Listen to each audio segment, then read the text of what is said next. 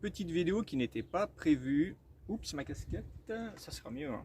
Ouais, vous avez vu, hein. Toujours la boule à zéro parce que j'étais obligé de retourner. Ouais, il faut que je reste comme ça encore quelques mois. Bon, enfin, ça c'est pas bien grave. Donc petite vidéo qui n'était pas prévue. Pourquoi? Eh bien, tout simplement, j'ai eu un problème avec mon frigo. Mais ouais, moi j'ai un réfrigérateur, enfin comme dans beaucoup de fourgons camping-car, hein, c'est pareil, un réfrigérateur Trimix. Donc Trimix, ça veut dire quoi? Ça veut dire que ça fonctionne sur le 12 volts, enfin sur la batterie 12 volts, que ça fonctionne sur le gaz et que ça fonctionne sur le 220 quand vous êtes branché. Moi, le mien fonctionne principalement sur le 12 volts quand je roule, bien sûr, et puis sur le gaz quand je roule pas.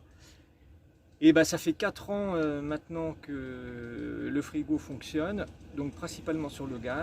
Et bien, un frigo Trimix ou un frigo qui fonctionne sur le gaz, ça s'entretient, ce que je n'ai pas fait. Donc c'est pas bien, mais c'est vrai que j'ai complètement zappé le sujet. Alors qu'est-ce qui s'est passé? C'est pas qu'il fonctionnait plus sur le gaz, c'est qu'il fonctionnait mal. Il avait du mal à s'allumer. J'entendais pendant, vous savez, il y a un petit piezo qui fait une petite étincelle et qui enflamme le gaz quand le frigo demande à fonctionner. Et bien, cette étincelle, ça durait pendant, j'entendais le piezo, vous savez, ça fait... Ça, j'entendais ça pendant, je sais pas, un quart d'heure, n'importe quoi, pendant entre 15 secondes et 30 secondes. Donc c'est hyper long et c'est hyper pas normal parce qu'avant ça faisait pas ça. Ça s'allumait au bout de, allez, 5, 10 secondes.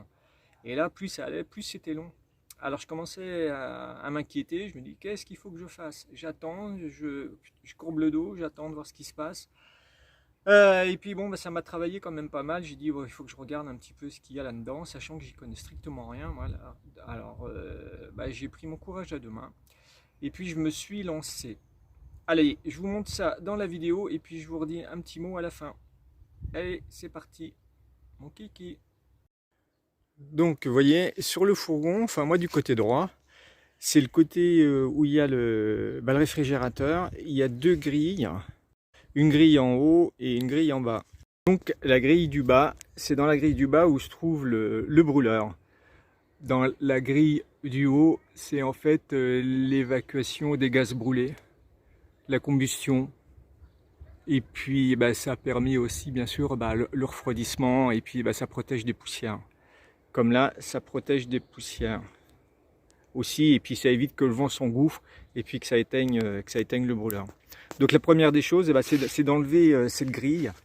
Bon, pour ça, ça va, c'est pas trop compliqué. Il y a deux petits loquets ici, il y en a un là, et puis il y a le même en bas là. Donc il suffit de les soulever. Toc, 1 et 2. Et ensuite, ça se déboîte tout simplement. Sauf que moi, comme je l'avais jamais, je m'en étais jamais occupé de cette affaire, il était collé de ce côté-là, au Sika. Non pas volontairement, mais je pense lors de la construction, il devait y avoir un petit peu de silica qui avait débordé. Ils ont posé la grille et puis forcément ça a collé. Donc une fois que j'ai pris le temps, j'ai réussi à enlever parce que ça tout autour là, il y a du silica. Donc ça avait dû déborder là-dessus puis ça avait collé. Donc voilà à l'intérieur comment ça se présente. Bon là vous voyez après que je suis intervenu, donc c'est tout propre parce que tout ici c'était, allez, il y avait 1 centimètre de poussière, de terre, enfin c'était vraiment crapouteux. Tout ça c'était tout blanchi, enfin marron, plein de terre collée. Donc j'ai commencé par nettoyer tout ça. Vous voyez, c'est tout propre, on dirait que ça sort de chez le constructeur. Et puis donc dans cette partie-là, la partie qui va nous intéresser, il y a donc le brûleur qui se trouve derrière cette protection. Donc moi, qu'est-ce que j'ai fait? Ça c'est la cheminée d'évacuation de la combustion. Et puis ça, c'est donc le tuyau qui est relié au réfrigérateur et puis qui amène les eaux voilà, du frigo quand il dégivre. Ça tombe là-dedans. Ça c'est un tuyau de chauffe en fait. Donc voilà, hein, du chaud avec de l'eau, ça finit par s'évaporer. Alors c'est pareil, il y avait un tas de merdier là-dedans, il y avait de la bouillasse, il y avait tout ça. Donc ça je l'ai démonté, je l'ai nettoyé. J'ai remis le petit tuyau donc, qui est relié au réfrigérateur par en haut. Voilà, donc ça c'est fait. Donc moi ce qui nous intéressait, c'est donc le brûleur. Et puis ici, si vous voyez la partie blanche là, ça c'est le piezo. Donc moi, mon problème, il pouvait avoir deux origines.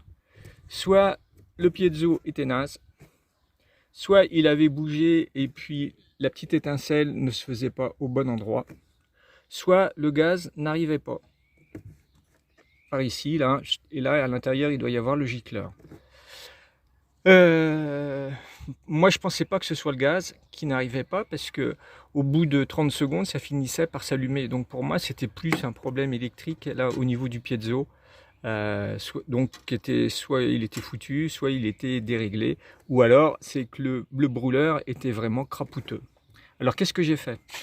Moi j'ai une vis de fixation là, on la voit bien là, donc je l'ai dévissé, pas complètement, hein. Donc ça a désolidarisé en fait la protection du brûleur. Ensuite, à l'aide de cet instrument que vous devez tous avoir chez vous, j'ai bien frotté ici à l'intérieur, donc le brûleur, la partie du piezo là qui fait les étincelles. Il y a un tas de merdier encore qui est tombé, donc j'ai tout nettoyé, j'ai bien nettoyé le brûleur comme j'ai pu avec ma brosse à dents. Et puis pour terminer, j'ai pris ma pompe à vélo. J'ai mis le raccord, je l'ai inséré là, et puis j'ai pompé, allez, 20, 30, 40 fois, enfin j'en sais rien, j'ai pas compté, le plus fort que j'ai pu pour évacuer les dernières petites poussières qu'il pouvait y avoir. Parce que bon, c'est vrai que cette semaine, c'est avant-hier je crois, j'ai emprunté un chemin qui était, enfin un chemin, c'était une route hein, sur 4-5 km qui était en sable rouge, vous savez, qui faisait une poussière pas possible. Parce que là au Portugal en ce moment il fait très sec, il fait relativement chaud, mais c'est surtout très très sec. Alors il y avait une poussière, alors peut-être que c'est venu de là. Mais bon, ça faisait quand même une petite semaine que je trouvais qu'il était long à s'allumer, que j'entendais le piezo, vous savez, qui fait... Voilà, vous voyez, je fais bien le piezo. Hein. Sauf que ça durait 30 secondes, et ça, c'est pas normal. Donc aujourd'hui, écoutez, tout refonctionne plutôt bien. J'ai une belle flamme bleue, le piezo, il fait 4-5 fois, pas plus, donc tout va bien. Mais il va falloir que je fasse un gros entretien, que je démonte tout ça, là, que je le démonte complètement, que je passe un coup pour nettoyer donc la cheminée d'évacuation des gaz usés, enfin de la combustion, parce que forcément ça fait de la suie, de la calamine. Mais ça, il faut que, voilà, que je médite un petit peu le sujet, parce que je vais le faire moi. Hein. Il est hors de question que j'aille dans une concession pour ça. Parce que non seulement ils vont me demander, je sais pas, 1 ou 2 millions pour faire ça, et puis en plus ils vont me casser autre chose, donc non, je retournerai pas en concession. Je ne vais plus en concession. Enfin, sauf vraiment s'il y a une nécessité impérieuse, mais on peut très bien se passer de ces gens-là. Donc voilà, alors je vous ai montré ça pourquoi? Parce que ça peut arriver à tout le monde, hein. Et puis un petit entretien comme ça, moi ça m'a permis de me solutionner.